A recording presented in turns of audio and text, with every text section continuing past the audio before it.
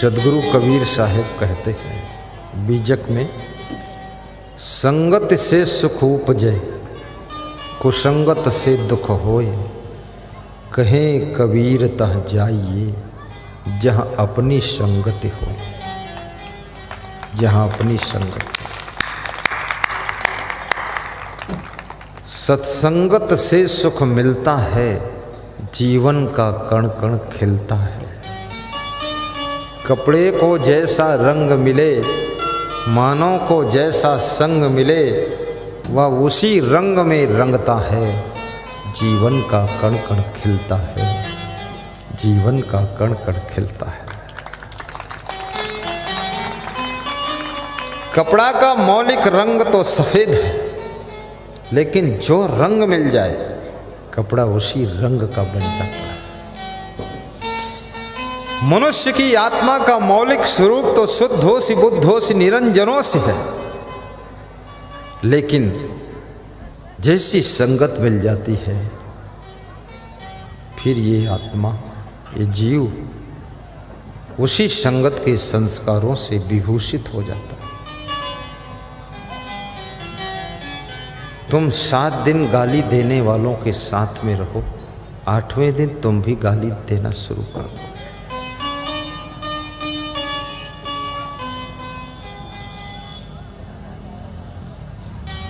और 7 दिन यदि भजनानंदी साधु के साथ रहो तो 8वें दिन तुम भी भजन की एक लाइन गाने लग जाओ।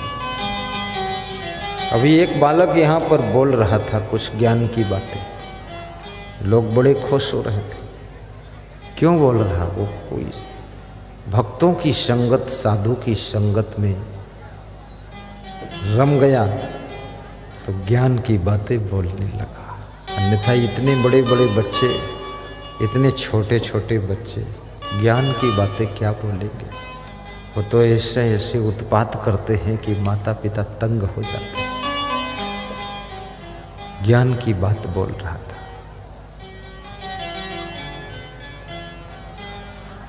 ये हमारे साथ में इतने संत हैं, देखो इनका दर्शन करो, देखो कितना खुश हैं। ऐसा लगता है पकौड़ी खाए। बहुत खुश है और सब एक ही उम्र के हैं। मैं कभी कभी सोचता हूँ ये जब बूढ़े होंगे तो एक ही साथ सब बूढ़े होंगे, और जब बूढ़े होंगे ना तो ये लाल सरैया पश्चिम चंपारण की बातें याद करेंगे कि हम भी जवान थे, वहां गए थे सत्संग करने।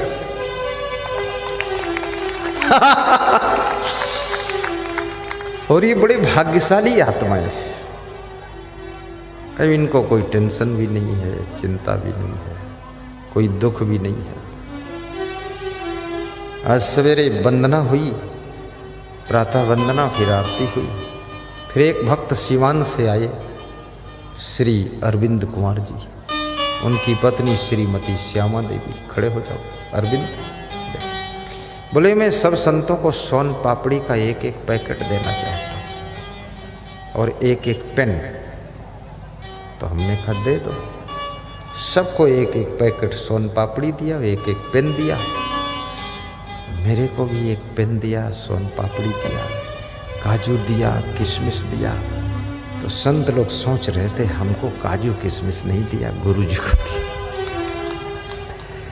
तो मैं सोच रहा था मेरा वाला ही बांट के खा लेना, कोई बात नहीं। लेकिन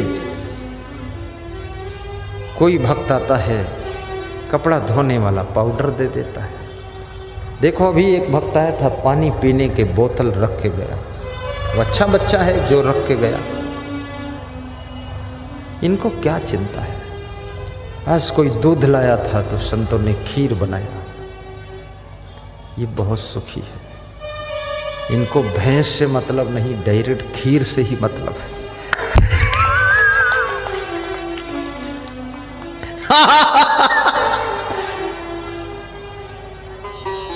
और मैंने संतों में एक चीज और देखा, इनको अपने गुरु से प्रेम भी बहुत है, बहुत प्रेम है।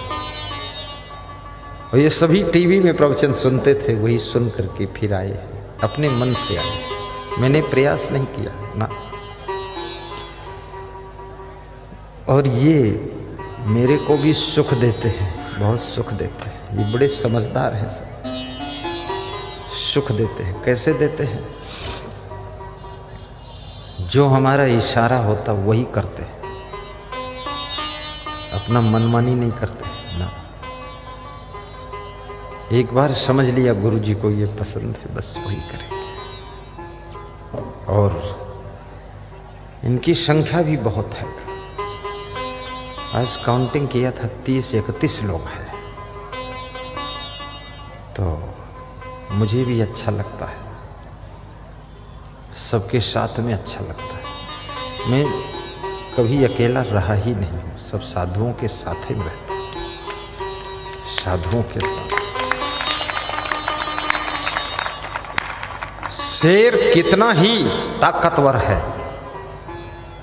लेकिन जंगल में जब शेर रहता है ना, और कोई शिकारी शेर को मारने आता है, तो उसी जंगल में वो छिप जाता है, भाग जाता है, उसको कोई मार नहीं पाता। लेकिन जब कोई जंगल काटने आता है, तब शेर जोर से दहाड़ता है, तो शेर के डर से जंगल काटने वाले भाग जाते हैं, काटने वाले भाग जाते हैं। गुरु शेर के समान है, शिष्य जंगल के समान है। जैसे शेर की जंगल से रक्षा होती है, और जंगल से शेर की सुरक्षा होती है, और शेर से जंगल की रक्षा होती है, ऐसे गुरु से शिष्यों की रक्षा होती है, और शिष्यों से गुरु की सुरक्षा होती है। ये दोनों का मिलन होता है। यही हाल सास बहू का है। सासू बहू जो है ना, सासू से और ससुर से बेटा और बहू की रक्षा होती है,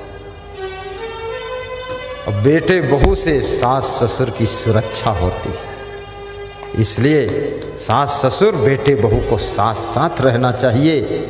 बंटवारा सटवारा मत करो, थोड़ा गम भी खा लो। बंटवारा करने से तुम कमजोर हो जाओगे। संगठन में चलो, अपने स्वभाव को बदलो, लड़ाकू जेट विमान मत बनो। कितनी बहुएं तो बिल्कुल एटम बम है, किसी की सुनती ही नहीं। ऐसी एक पोतोहू गोतनी को भी गोता लगवा देती है। ऐसा गलत काम मत करो, आपस में प्रेम से रहो।